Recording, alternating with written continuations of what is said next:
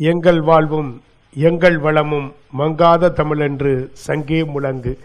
எங்கள் பகைவர் எங்கோ மறைந்தார், இங்குள்ள தமிழர்கள் ஒன்றாதல் கண்டே என்று முழங்கிய பாவேந்தர் பாரதிதாசனுடைய திருவடியை பற்றி, எண்ணரும் தமிழ்நாட்டின்கண் எல்லோரும் கல்வி கற்று பன்னரும் கலைஞானத்தால் பராக்கிரமத்தால் உன்னத இமமலை போல் ஓங்கிடும் கீர்த்தி எய்தி இன்புற்றார் என்று மற்றோர் இயம்பக் கேட்டிடல் என்னாலோ என்கிற அற்புதமான வரிகளை தந்த அந்த பெருமகனை நினைத்து உலக தாய்மொழி தினத்தன்றைக்கு உங்களையெல்லாம் சந்திப்பது மதுரை இலக்கிய பேரவையும் சன்சரன் சமூக நல அறக்கட்டளையும்.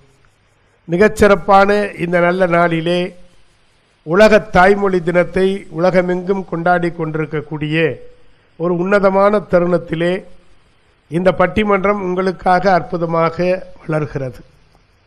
தாய்மொழி வழி கல்வி பின்பற்றப்பட வேண்டுமா இல்லை புதுப்பிக்கப்பட வேண்டுமா என்கிற ஒரு அற்புதமான தலைப்பிலே நம்முடைய கல்வி முறை என்பது இன்றைக்கு தாய்மொழியிலே அடிப்படை கல்வி முதல் ஆராய்ச்சி கல்வி வரை இடம்பெற வேண்டும் என்கிற அந்த அற்புதமான முன்னெடுப்பை எடுத்து தாய்மொழி என்று சொல்லுகிற பொழுது நாம் படிக்கிறோம், பாருக்குள்ளே நல்ல நாடு எங்கள் பாரத நாடு, வீரத்திலே தீரத்திலே அன்னதானத்திலே கவிதையிலே உயர் நாடு என்று சொல்வார்கள்.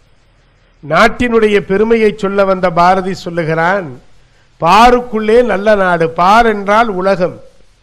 இந்த உலகத்திலேயே மிகச்சிறந்த நாடு எது என்று சொன்னால் எங்கள் பாரத நாடு என்று சொல்லுகின்றார். அதில் அன்னை தமிழிலே அவர் முழங்கி இருப்பதனாலே இங்கே செப்பு மொழி 18 எனில் சிந்தனை ஒன்றுடையாள் என்று சொல்லுவார்கள். எவ்வளவு அற்புதமான ஒரு வைர வரிகள். இந்த செந்தமிழ் நாடெனும் போதினிலே இன்ப தேன் வந்து பாயுது காதினிலே என்று சொல்லுவார். there is no land like England என்று இங்கிலாந்திலே நர்சரி ரைம்ஸிலே வைத்திருக்கிறார்கள். there is no land like England என்று சொல்வார்கள். அவரவருக்கு அவரவர் நாடு என்பது பெருமையான ஒன்று. அதைத்தான் இன்றைக்கு நாம் பார்க்கின்றோம். ஜப்பானை எடுத்துக்கொண்டால் இன்றைக்கு அவர்களுடைய அந்த கல்வி முறை, அவருடைய எழுத்து வடிவம், சித்திர வடிவத்திலே சீனர்கள் எப்படி எழுதி பழகுகிறார்களோ அதே வடிவத்திலே ஜப்பானியர்கள். அடிப்படை கல்வி முதல் ஆராய்ச்சி கல்வி வரை ஜப்பானிலே தாய்மொழி கல்விதான்.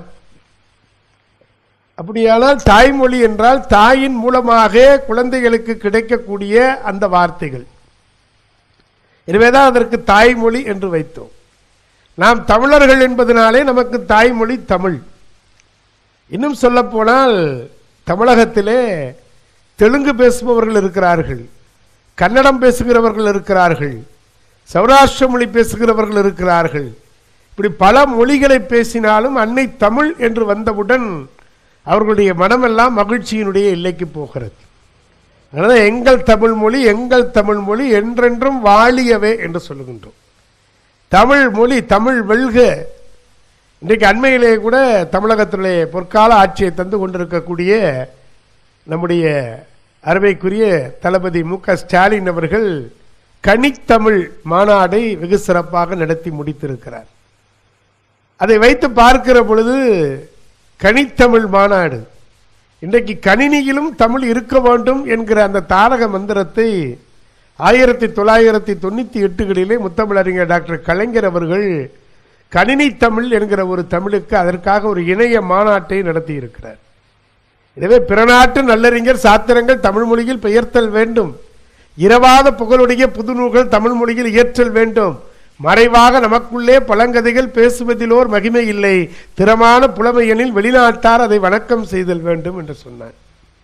அப்ப தமிழ் மொழிக்கு அவ்வளவு சிறப்பு இருக்கு. ஒரு ஆசிரியர் வகுப்புல மாணவர்களை பார்த்து கேட்டார், மாணவர்களே உங்களுக்கு தமிழ் மொழி பிடிக்குமா ஆங்கில மொழி பிடிக்குமா என்று.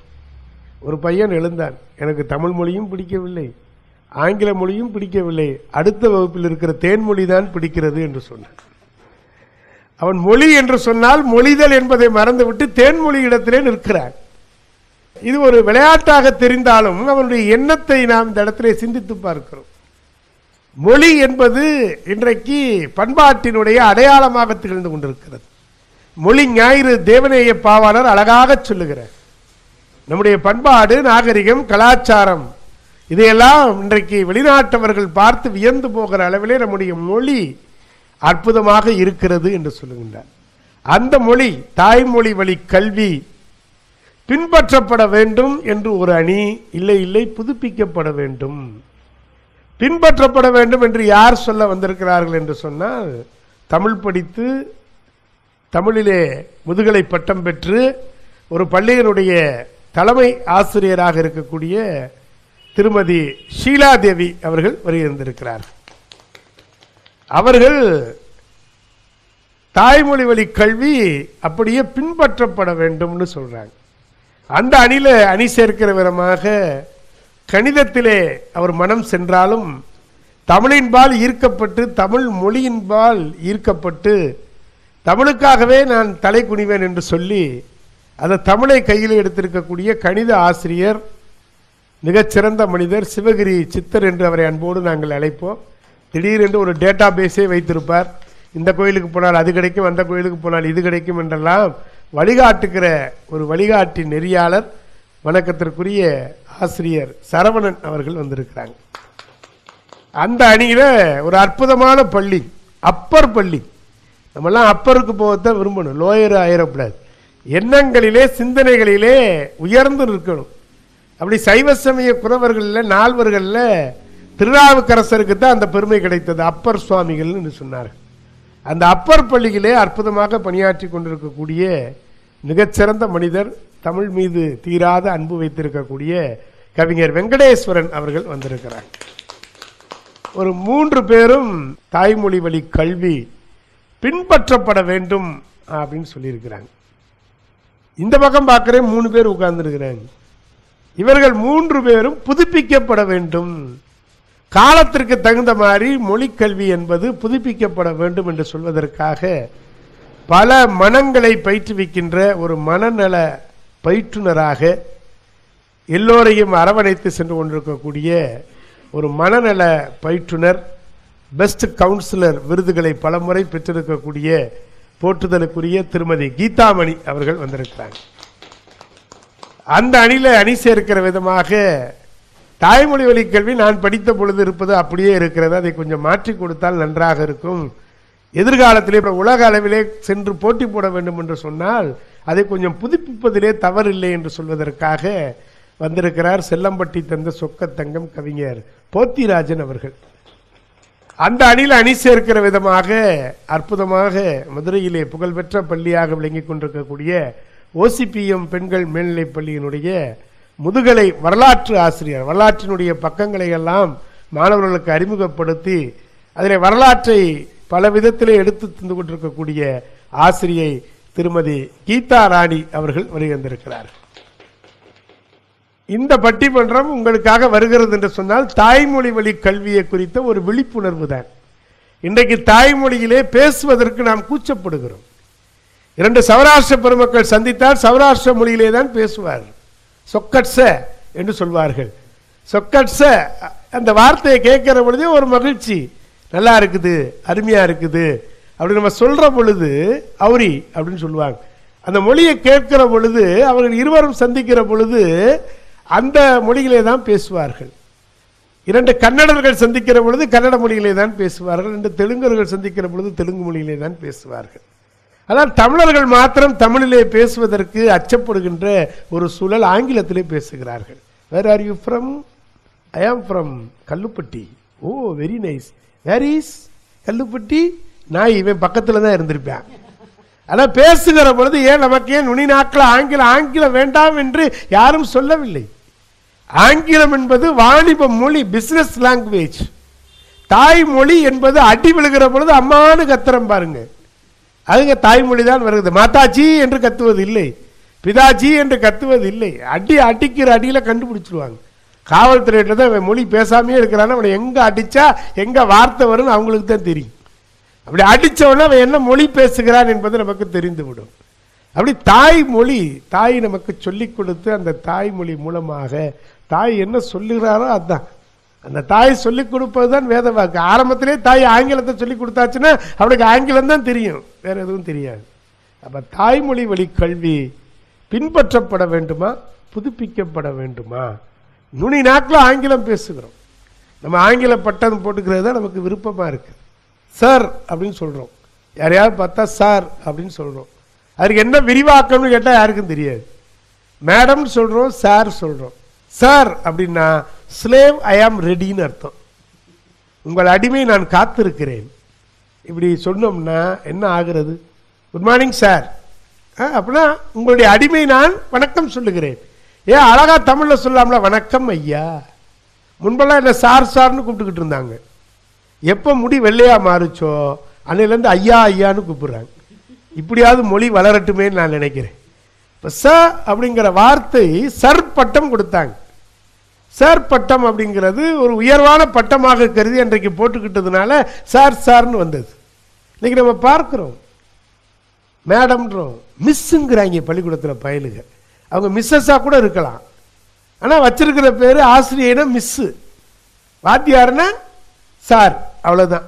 அப்போ நான் மாணவர்களுக்கு சொல்லுகிறேன், நீ ஆங்கிலத்தில் சொல்லு, வேணான்னு சொல்லலை, டீச்சர்னு சொல்லி பழகு.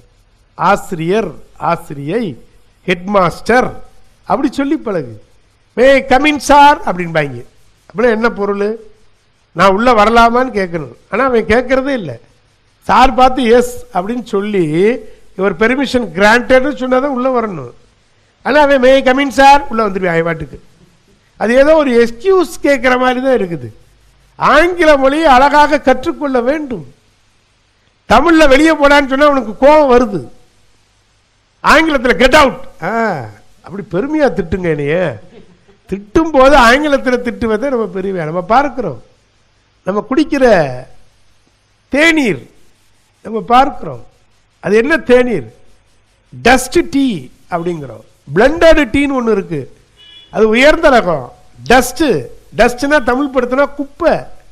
அதுவும் சூப்பர் டஸ்ட் டீ, சூப்பர் குப்பையை குடிச்சுக்கிட்டு இருக்கிறோம். நம்ம ஆங்கிலத்தில் சூப்பர்னு ஒரு வார்த்தையை சொல்லிட்டீங்கன்னா அது கேடுகட்ட பொருளாக இருந்தால் கூட சூப்பராக இருக்குடான்னு பாங்க.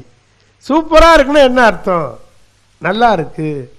தமிழை சொல்லி பழகுங்க. அதுக்கு தான் இந்த ஒரு பட்டிமன்றம்.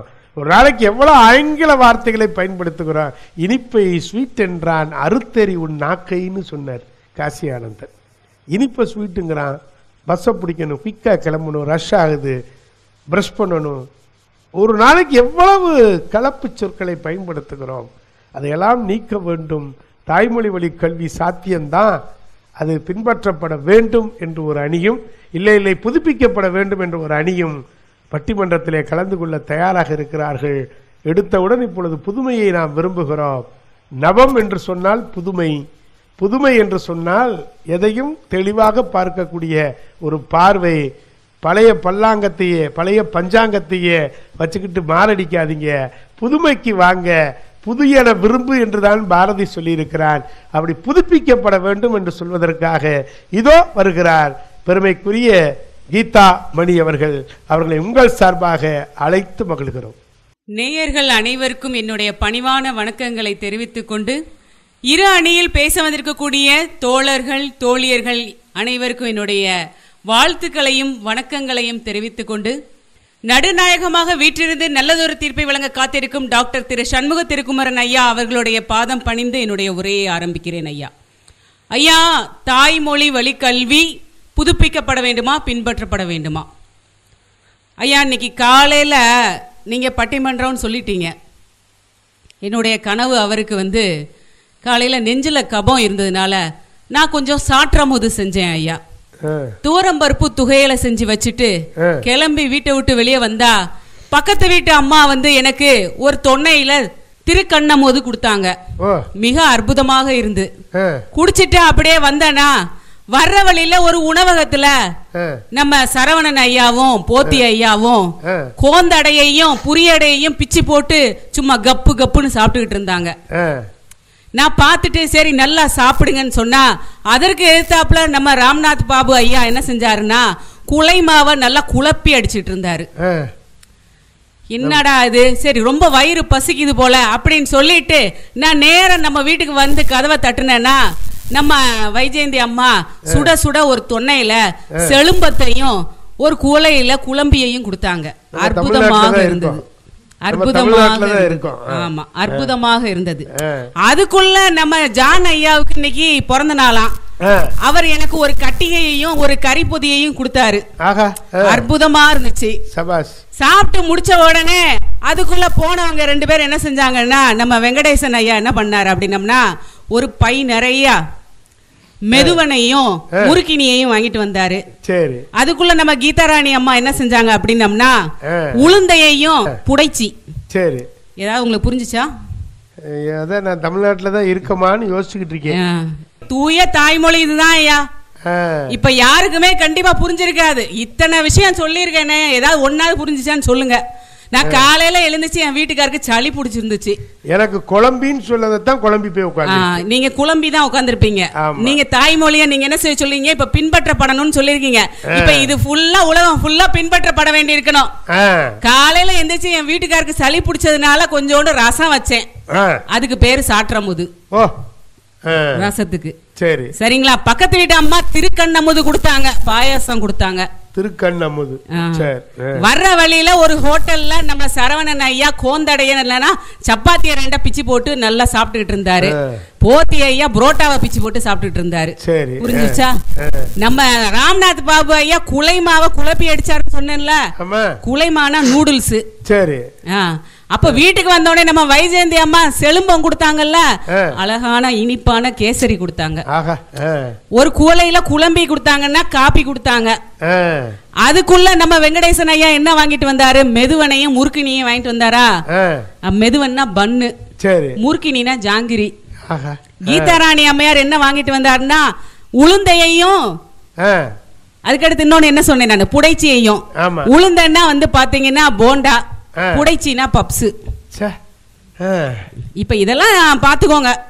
இதெல்லாம் இப்ப நீங்க தமிழ் வார்த்தையை நீங்க தமிழை வந்து பின்பற்றணும்னு சொல்றீங்களா, புதுப்பிக்கப்படணும்னு சொல்றீங்களா? எங்க கடைக்கார பூரா குழம்பிடுவேன். ஒரு சின்ன வார்த்தை கூட நம்ம தமிழை நம்ம யாரும் பின்பற்றல, பண்ணல. நாம தமிழ்ல நினைத்து கொண்டிருக்கக்கூடிய நிறைய வார்த்தைகள் எல்லாம் தமிழே அல்ல. அஹிம்சை தமிழா ஐயா? இல்ல. இன்னா செய்யாமையே தமிழ். அஹிம்சைக்கு மீனிங், அதாவது அர்த்தம். அகங்காரம் செருக்கு, அகங்காரம்ங்கிற தமிழ் வார்த்தையே கிடையாது, செருக்கு தான் தமிழ் வார்த்தை. அநியாயம் தமிழ் வார்த்தையே கிடையாது.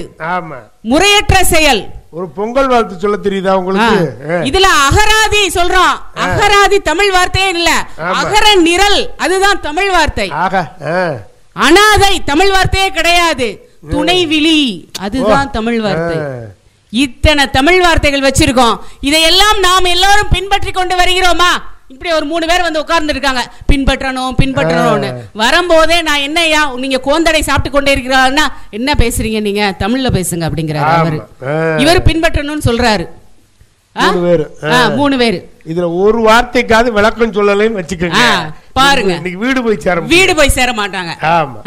ஐயா, நம்முடைய நாடு வேற்றுமையிலும் ஒற்றுமை காணக்கூடிய ஒரு நாடு, செக்குலர் ஸ்டேட். ஆமா, பல மொழி இன மக்கள் இங்கே வாழ்ந்து கொண்டிருக்கிறார்கள். ஆமா, பல மாநிலத்து மக்கள் வாழ்ந்து கொண்டிருக்கிறார்கள். அழகு. ஐயா, வேற்று மாநிலத்துக்கு போனா அந்த மாநிலத்து மொழியில கொஞ்சம் கொஞ்சம் பேச பழகுவோம்.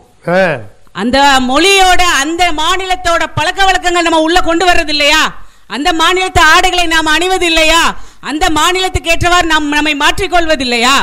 அது போல தாய்மொழியும் நம்முடைய சில மாற்றங்களுக்கு உட்பட்டு எளிதில் புரியும் வகையில் நாம் புதுப்பிக்கப்பட வேண்டும் ஐயா. ஐயா, புரியாத ஒன்று மொழினா என்ன ஐயா? மொழினா மொழிதல். மொழினா நான் என்ன நினைக்கிறேனோ அதை மற்றவர்களுக்கு அவர்களுக்கு புரியும் விதத்தில் சொல்லக்கூடிய ஒரு கருவி மட்டும்தான். அப்ப அடுத்தவங்களுக்கு புரியணும் அப்படின்னம்னா நான் என்னுடைய தாய்மொழி மேல் பற்று நான் வைத்திருக்க வேண்டும். ஆனால் தாய்மொழி மேல் வெறி இருக்கக்கூடாது. ஐயா, பல மாநில மக்கள் வந்தாலும் சென்றாலும் நம்மளுடைய ஆடை கலாச்சாரம் மாறிக்கொண்டே இருக்கிறது, நம்மளுடைய வெளிப்புற தோற்றங்கள் மாறிக்கொண்டிருக்கின்றன, உணவு பழக்கங்கள் மாறிக்கொண்டிருக்கின்றன, பழக்க வழக்கங்கள் மாறிக்கொண்டிருக்கின்றன. ஐயா, நாடிலாம் கல்யாணம்னா ஒரே கூட்டி ஒரே தெருவுல நடத்தி என்னென்னவோ பல பண்பாடுகள் இருந்தது, கலாச்சாரங்கள் இருந்தது, தமிழ் கலாச்சாரம். ஆனா இப்ப எல்லாம் பாத்தீங்கன்னா, இன்னைக்கு காலையில ஒரு கல்யாண வீட்டுக்கு போனேன், ஹல்டி ஃபங்க்ஷனா. உங்களுக்கு ஏதாவது தெரியுமா? என்ன ஃபங்க்ஷன்? ஹல்டி ஃபங்க்ஷன். ஒண்ணும் புரியல. ஹல்தினா மஞ்சள் தடவும் விழா. ஆஹா. ஹல்தி ஃபங்க்ஷன், மெஹந்தி ஃபங்க்ஷன், கையில மெஹந்தி போடுறோம். பல கலாச்சாரங்கள் உள்ளே வருகின்றன ஐயா. புது விதமான மாற்றங்கள் ஏற்பட்டு கொண்டே இருக்கின்றன. மனிதர்கள் வளர்ச்சி பெற வேண்டும், நம்முடைய நாடு அடுத்த கட்டத்திற்கு வளர்ச்சியில் உச்சம் பெற வேண்டும் என்றால் பல மாற்றங்கள் நம்ம கொண்டு வந்தே தீர வேண்டும். நம்மளுடைய தாய்மொழியிலும் மாற்றம் வந்தே தீர வேண்டும் ஐயா. ஐயா, பழங்காலத்துல வேதங்கள் இருந்தது, மிக கடினமாக இருந்தது. அதை எளிமைப்படுத்துவதற்காக உபனிஷத்துகள் வந்தது. பழங்கால உபனிஷத்துகள், 2ஆம் கால உபனிஷத்துகள், 3ஆம் கால உபனிஷத்துகள், 4ஆம் கால உபனிஷத்துகள் எளிமைப்படுத்தப்பட்டன. ஆனாலும் கஷ்டமா இருந்தது, மக்களுக்கு போய் அடைய முடியல. அடுத்தது இலக்கியங்கள் வந்தன, அடுத்து புராணங்கள் வந்தன, இதிகாசங்கள் வந்தன, அதுக்கப்புறம் சிற்றிலக்கியம், பேரிலக்கியம் என்று கதைகள் என்று மக்களுக்கு எளிதில் புரியும் வகையில் மாற்றங்கள் வந்து கொண்டே இருந்ததால் இப்பொழுதும் நாம் எல்லாவற்றையும் பற்றி அறிந்து கொள்ள முடிகிறது என்றால் தமிழ் மொழி புதுப்பிக்கப்பட வேண்டும் ஐயா. போடுற ட்ரெஸ்ல இருந்து எல்லாம் மாறுது. அப்ப தமிழ் மொழியும் அவ்வாறுதான். பழைய கால தமிழ் மொழி எல்லாம் நமக்கு கற்பதற்கு கஷ்டமாக இருந்தது, மிக மிக கடினமாக இருந்தது. அதை எளிமைப்படுத்துவதற்கு பல மாற்றங்கள் தேவைப்பட்டது. அதனால் நம்முடைய தாய்மொழி காலத்திற்கும் பல மாற்றங்களை கொண்டு வர வேண்டும். எளிதில் புரிந்து கொள்ளும் வரையில் பல விஷயங்களை அறிந்து கொள்வதற்காக புதுப்பிக்கப்பட வேண்டும் என்று கூறி என்னுடைய உரையை நிறைவு செய்கிறேன் ஐயா. அருமை அருமை, ஷபாஷ். மிக அழகாக ஒரு மொழி குறித்து மொழி ஆசிரியர்களே தெரிந்து கொள்ளாத பல விஷயங்களை கீதாமணி அப்படியே கொண்டு வந்து கொடுத்துருக்குறாங்க. சில வார்த்தைகள் இன்னைக்கு பயன்படுத்த முடியல. உணவகம் அப்படின்னு சொன்னாலே நம்மளை அப்படி ஏறங்க பார்க்குறேன். ஹோட்டல்னு தமிழில் சொல்லுங்க, உணவகம் ஏதாவது ஒன்று சொல்லிக்கிட்டு இருக்காதீங்க. பல நேரங்களில் இன்னைக்கு பல வார்த்தைகளை நம்ம தமிழ் மொழியில் பயன்படுத்த முடியல. காரணம் மாறிப்போச்சு. அப்போ யோசித்து பாருங்க. எனக்கு வேண்டிய ஒரு நண்பர் இருந்தார், கடைக்கு போனார். ஊறுதேன் உருண்டை 2 கொடுங்கள்னார். கடைக்காரன் பயந்துட்டான். என்னையா அது ஊறுதேன் உருண்டை? வேற ஒன்றும் இல்லை, குலோப் ஜாமுன். அதுக்கு வச்சிருக்கிற பேர் ஊறுதேன் உருண்டை. பார்த்துக்கங்க. அப்போ நம்ம நினைச்சு பார்க்கிறோம், தமிழ் மொழி இன்றைக்கு பின்பற்றப்பட வேண்டும். நீங்கள் எப்படி சொல்லலாம்? தமிழ் மொழியை புதுப்பிக்க கொஞ்சமாவது. இன்னைக்கு காலத்துக்கு தகுந்த மாதிரி பல சொற்கள் வந்துருச்சு, சொற்களஞ்சியம் வந்துருச்சு, நிகண்டு இருக்குது, அகராதி இருக்குது. அகராதியே தமிழ் இல்லைன்னு சொல்லிட்டாங்க. அது அகராதித்தனமே எவ்வளோ சொல்லிட்டு போயிட்டான், அகராதி அகராதி அப்படின்னு. எவ்வளோ அழகா சொன்னாங்க பாருங்க. பொருள் அடக்கம், உள்ளுக்குள்ள என்ன இருக்கு அதை சொல்லுங்க அப்படின்னு நிறைய மாற்றங்களை கொண்டு வந்து கொடுத்துருக்குறாங்க. அப்போ அது புதுப்பிக்கத்தானே வேணும். ஒரு விஷயத்தை புதுப்பிக்கணும் கொஞ்சமாவது. அப்படியே பிடிச்சிக்கிட்டு தெரியக்கூடாது. பின்பற்றுவது என்பது எல்லாரும் சொல்லிட்டு போயிட்டாங்க, திரும்ப திரும்ப அதையே சொல்லாதீங்க, கொஞ்சம் மாற்றுங்க. உணவு மாறிடுச்சு, உடை மாறிடுச்சு, இருப்பிடம் மாறிடுச்சு. இல்லை தின்ன வச்சு கட்டின ஒரு காலத்தில் வீடுகளில், இன்னைக்கு தின்ன ஒன்றும் கிடையாது. நான் அடிக்கடி சொல்கிறது உண்டு, தின்ன மாதிரி கட்டியிருக்கேன், வெறும் இரும்பை நட்டமை நிப்பாட்டி வச்சிருக்கேன், எவனும் உட்காரக்கூடாது, உட்காந்தானே கிளியட்டும். இதான் இன்னைக்கு நிலைமை. மனித நேயம் என்பது இல்லாமல் போச்சே அப்படின்னு வருத்தப்பட்டிருக்கிறாங்க. சீலா விடுற மாதிரி இல்லை. அது எப்படி?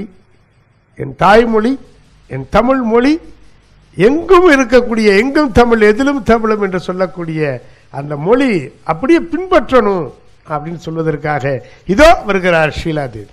மதுரை இலக்கிய பேரவையின் சார்பாக இன்று நடைபெற்றுக் கொண்டிருக்கும் உலக தாய்மொழி தின சிறப்பு பட்டிமன்றத்தை காண அமர்ந்திருக்கும் நேயர்களுக்கும் நடுவராக அமர்ந்திருக்கும் சண்முகத்திருக்குமரன் ஐயா அவர்களையும் வணங்கி, தாய்மொழி பின்பற்ற வேண்டுமா அப்படி என்று பேசுவதற்காக நான் வந்திருக்கிறேன்.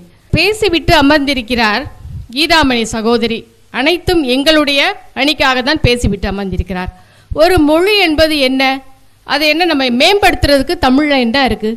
கல்வெட்டுகள் இன்னைக்கு இருக்குதுங்க. கல்வெட்டுகள் இன்ன வரைக்கும் வந்து சரித்திரத்தை புட்டு வைத்து இந்த கிராமி எழுத்துக்கள்லேருந்து என்ன எழுத்துக்கள் இந்த வரைக்கும் இந்த மதுரையில் இந்த சமணர் குகைகளுக்கு சென்று ஒவ்வொருவரும் பார்த்து கொண்டிருக்கிறார்கள். வெளிநாட்டிலேருந்து வந்து அனைவருமே வந்து என்ன செஞ்சிட்ருக்குறாங்க, எல்லாமே இந்த கல்வெட்டுகள்லாம் காணப்படுது. நீங்கள் என்னத்தை மாற்றி அமைக்க போகிறீங்க? ஒரு 10 சொற்கள் அதை நம்ம சொல்லி கொடுத்தா தானே தாய்மொழி என்றது நம்ம மாணவர்களுக்கு அதை வந்து சொல்லி கொடுத்தா தானே அது வரும். அது இல்லாமல் ஆங்கில மொழி பக்கம் நம்ம போயிட்டு திடீர்னு ஒரு 10 வார்த்தைகளை சொல்லிவிட்டால் நாம் வந்து அதை வந்து மேம்படுத்துறதுன்றது அர்த்தம் ஆகாது.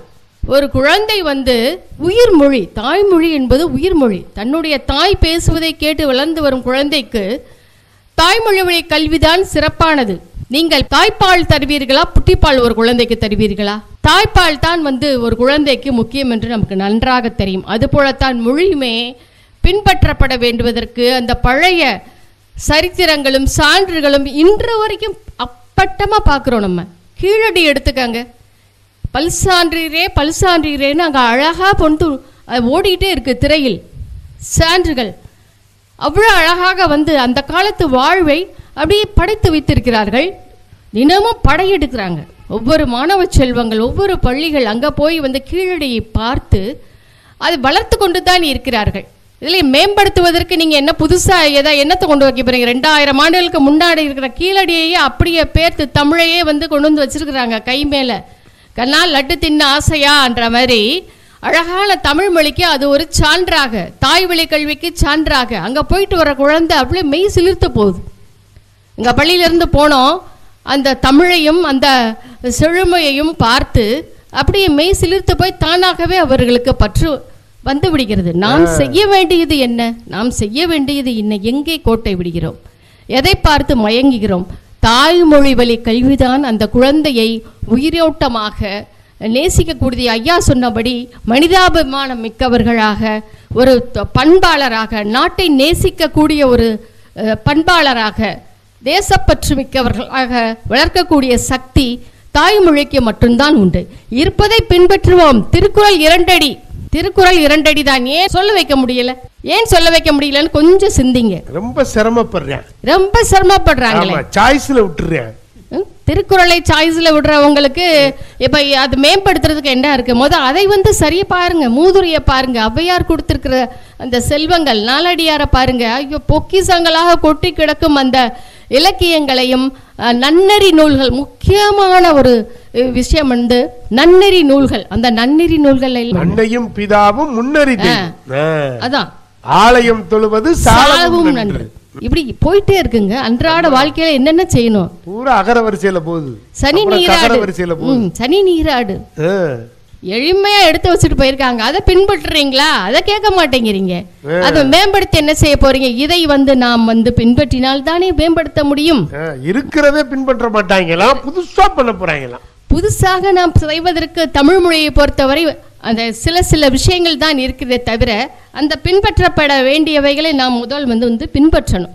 குழந்தைகளுக்கு அந்த செம்மொழியை கற்றுக் கொடுத்தால்தான் அவர்கள் நம்மை, தாய் தந்தையரை பேணுவது எப்படி, சகோதர சகோதரியை மதிப்பது எப்படி, பெண்களை மதிப்பது எப்படி என்று அவர்களுக்கு புரியும். Johnny Johnny yes papa, eating sugar no papa, rain rain go away அப்படி சொல்லி கொடுத்து கொண்டு இருந்தால் அவர் mummy mummy daddy daddy go அவேன்னு எங்க கொண்டு போய் விடுறான்? சிந்திங்க, எங்க போய் விடுறான்? முதியோர் இல்லத்துல கொண்டு போய் விடுறான். சிந்திச்சுக்கிட்டு தான் இருக்கும். Okay okay yes papa, okay okay yes பாப்பான்னு அவன் எங்க போய் விடுறான் குழந்தைகள்? அதெல்லாம் காரணம் தாய்மொழியை நாம் சரியாக பின்பற்றினால் ஒழிய இந்த குணங்கள், நற்பண்புகள், மனித தன்மை இதெல்லாம் திரும்ப நாம் எடுக்க வேண்டும் என்றால் உறுதியாக தாய்மொழி கல்வியை நாம் பின்பற்ற வேண்டும் என்று உறுதியாக கூறி, இதை நீங்கள் அனைவரும் செய்வதற்கு வாழ்த்துக்களையும் கூறி அன்புடன் விடைபெறுகிறேன். நன்றி, வணக்கம். ரொம்ப அழகாக அற்புதமாக தாய்மொழி வழி கல்வி அப்படின்னா ஏதோ அந்நிய பாஷை மாதிரி பார்க்காதீங்க. பாஷைன்னு கூட சொல்லிடக்கூடாது. கீதாமணி கோச்சுக்கிற போறாங்க. என்ன வார்த்தை நீங்க பேசுறீங்க? நடுவராக உட்காந்து தமிழை பேசுங்கள், தமிழைப்படி, சங்க தமிழைப்படி, தமிழ் நூலைப்படின்னா. நன்னெறி தெரியுமா? மூதுரை தெரியுமா? நாலடியார் தெரியுமா? ஆளும் வேலும் பல்லுக்கு உறுதி, நாளும் இரண்டும் சொல்லுக்கு உறுதி. அதை நம்ம பார்க்கிறோமா? கிடையாது. நாலடியாரும் திருக்குறளும் சொல்லுக்கு உறுதி. சொல்லுக்கு உறுதி என்னடான்னா அதுதான். பல்லுக்கு உறுதி வேற, ஆளும் வேலும். சொல்லுக்கு உறுதி எது? அழகா சொன்ன. அன்னையும் பிதாவும் முன் அறி தெய்வம். எவ்வளோ அழகா சொல்லி வச்சிருக்கிறோம். பல பேருக்கு அதை விட்டுட்டு Johnny Johnny yes papa, eating sugar no papa, telling lies no papa. நல்ல விஷயம்தான், அது அழகா சொல்லுங்களே. குழந்தை பாட்டு எத்தனையோ இருக்கு. வள்ளியப்பா கொடுத்துருக்கிறாரு. தமிழை நம்ம சொல்லி கொடுக்காததா? அம்மா இங்கே வா வா, ஆசை முத்தம் தாத்தா, இலையில் சோறை போட்டு ஈயை தூர ஓட்டு, உன்னை போல நல்லால் ஊரில் எங்கு உள்ளாள் கேட்க வேண்டியதானே? எவ்வளவு அழகா அம்மா சொல்லி கொடுத்துருக்கிறா. தோசை அம்மா தோசை, அம்மா சுட்ட தோசை, அப்பாவுக்கு 3, அண்ணனுக்கு 2, அம்மாவுக்கு 1 சொல்றோம்ல. மாம்பழமா மாம்பழம், மல்கோவா மாம்பழம், சேலத்து மாம்பழம், தித்திக்கும் மாம்பழம். ஆனால் சேலத்து மாம்பழம் தித்திக்கவே மாட்டேது. ஒரு காலத்தில் தித்திச்சிருக்கும் போலுக்கு. அப்ப இதெல்லாம் சொல்லி கொடுங்க.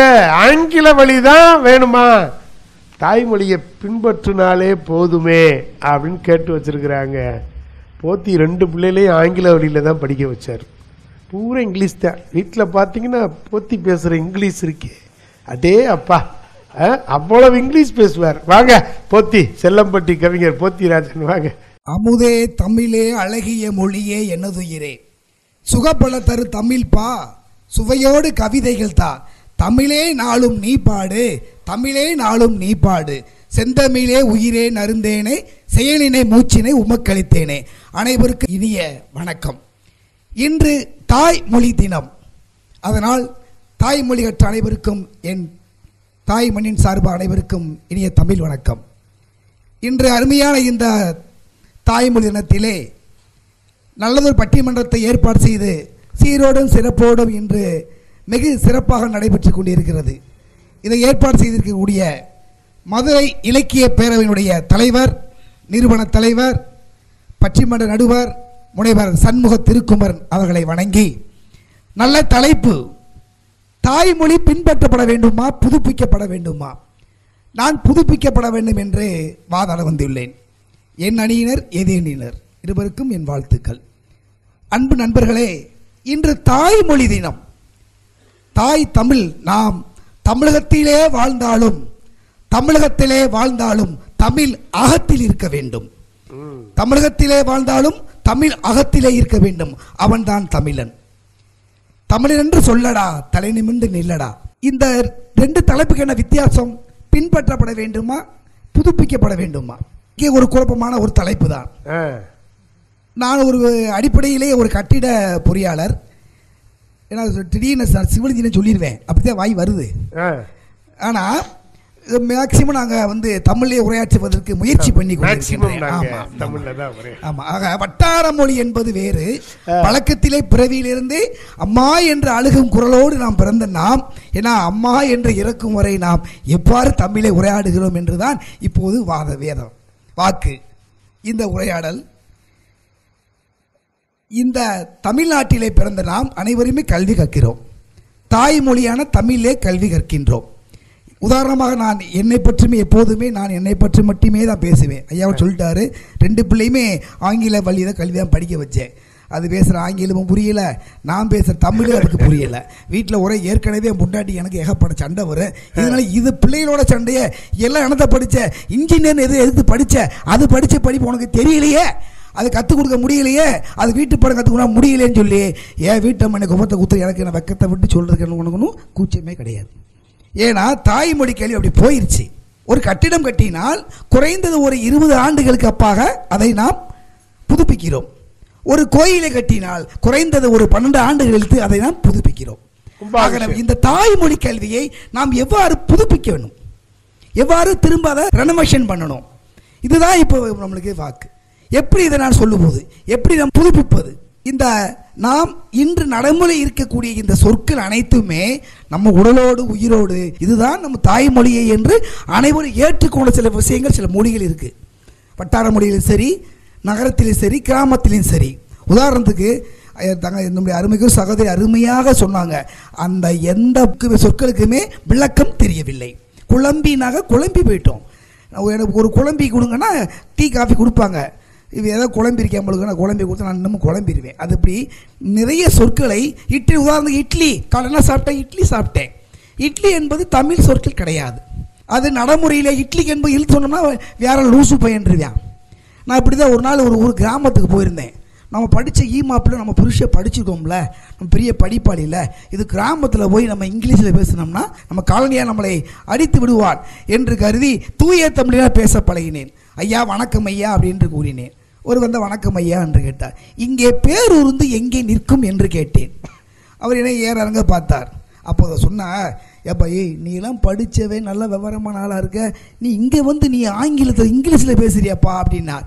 என்னப்பா நான் தமிழ் தானே கேட்டேனே, பஸ் ஸ்டாண்டுன்னு தமிழில் சொல்கிறா அப்படின்னு சொல்லி ஒரு வார்த்தையை விட்டார். அதில் ஒளி வாங்கியில் சொல்வதற்கு சற்று தயக்கமாக இருக்கின்றது. இதுதான் இந்த கிராமத்து வட்டார மொழி. நான் உதாரணத்துக்கு என்ன சொல்லிட்டு சொன்னேன் பார்த்தீங்களா, நான் 12ஆம் வகுப்பு வரை நான் படித்ததெல்லாம் தாய்மொழி கல்வியிலே படித்தேன். இப்போ என்ன சொல்கின்றோம், அனைத்து துறைகளிலுமே நாம் தாய்மொழியான தமிழ் மொழியை நாம் பின்பற்றப்பட வேண்டும். ஐயா சொன்னதைப் போல இன்று இருக்கிற கன்னி தமிழ், அதை கணினி தமிழை நாம் கொண்டு வந்து முழுசாக அதை கன்னி தமிழாக மாற்ற வேண்டும் என்று இன்று அரசாங்கம் நம்மளை வற்புறுத்தி கொண்டிருக்கின்றது. எப்படி நாம் சுதந்திர தினம், குடியரசு தினம் கொண்டாடப்படுகின்றதோ அதை போல தாய்மொழியான தமிழ் தினமும் கொண்டாடப்பட வேண்டும் என்பதுதான் எங்களுடைய புதுப்பிக்கப்பட வேண்டும் என்பது எங்களுடைய வாதமே தவிர தமிழுக்கு எதிரான உரையாடல் ஆற்றவல்ல. ஆகவே தமிழ் என்பது செம்மொழி என்று சொல்லுவாங்க. இன்னைக்கு செம்மொழி நம்ம தமிழ் சொல்லுவாங்க, கல் தோன்றி மண் தோன்ற காலத்து மூத்த குடி தமிழ் குடி. இருக்கிற மொழிகள் செம்மொழி சொன்னா சில மொழிகள் தான் இருக்கு. செம்மொழி என்று கூறுவதற்கு குறைந்தது 1000 ஆண்டுகளாவது இருந்தால்தான் அது செம்மொழி என்று உலகத்திலே அதை அறிவிக்க முடியும். ஆக மொத்தம் 4400 ஆண்டு ஆயிருச்சியா நம்ம தமிழ் மொழி பிறந்து. ஆக 4400 ஆண்டுக்கு அப்புறம் நம்முடைய தமிழ் 1000 ஆண்டு வந்து விட்டது. அப்போ நம் தாய்மொழி தமிழ் செம்மொழியாக நாம் இன்று முழுமையாக அறிவிக்கப்பட்டு விட்டது. இதிலே நாம் எவ்வாறு தமிழை நாம் புதுப்பிக்கிறோம்? ஆக வீட்டிலேயும் சரி, வெளியிலையும் சரி, அலுவலகத்திலையும் சரி, நம்முடைய பொது வாழ்க்கையிலும் சரி, அன்றாட வந்துக்கூடிய விஷயங்களை நாம் சொற்களை இன்று ஏற்படுத்தக்கூடிய அந்த நம்முடைய, அதாவது சொல்லுவாங்க, திருவள்ளுவரே வந்தாலும் அதை படித்தால் அவருக்கு புரியாது. அகர முதல் எழுத்தெல்லாம் ஆதிபன் முதத்தே உலகன்னு சொன்ன வச்சுக்க, இது ஏன் குரல் இல்லைன்னு சொல்லுவார். ஆக வாய்மொழி என்பது வேறு, அந்த என்ன சொல்லுவாங்க, எழுத்து வடிவம் வேறு, ஒளி வடிவம் என்பது வேறு. எழுத்து வடிவம் என்பது தாய்மொழி, ஏன்னா வாய்மொழி என்பது இன்று வருகின்ற வட்டார மொழிகளும் இது வழக்கமாக வருகின்ற சொற்களுமே தவிர அதை நாம் பின்பற்றினால் நமது தாய்மொழி வளராது.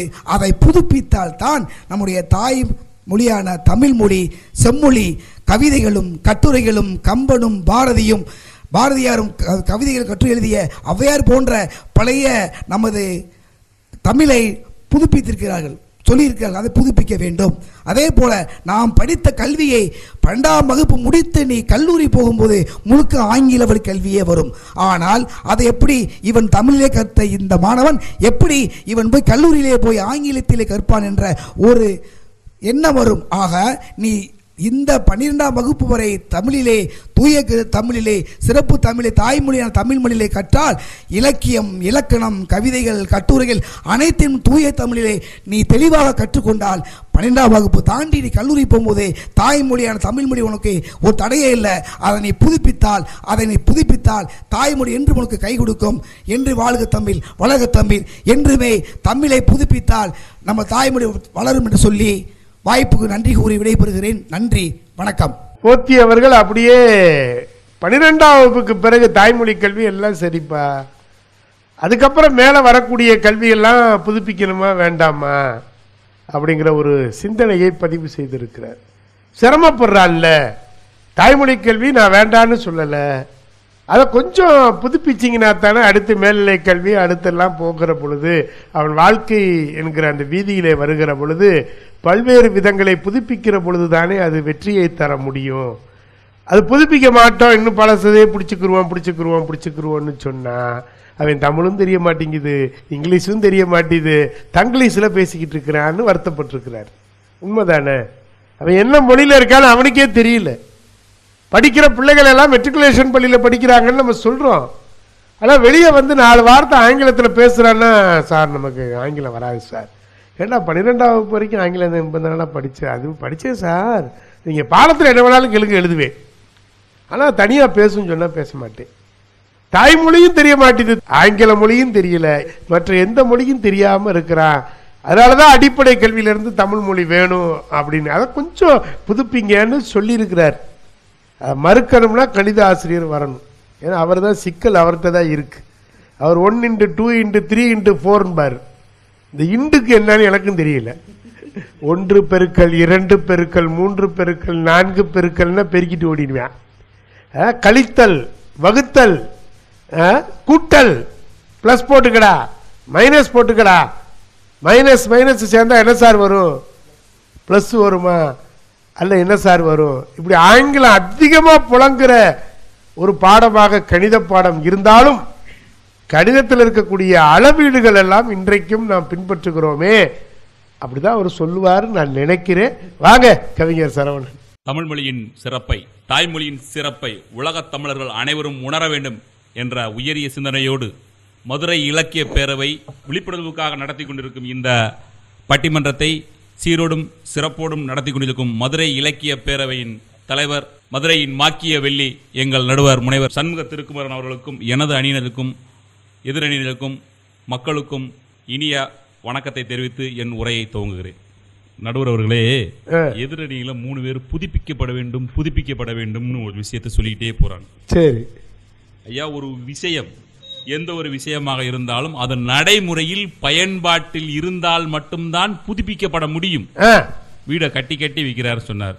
அந்த கட்டிய வீட்டை பூட்டி பல ஆண்டுகள் பயன்படுத்தாமல் வைத்துவிட்டு 20 ஆண்டுகள் கழித்து அதை புதுப்பிக்க முடியுமா?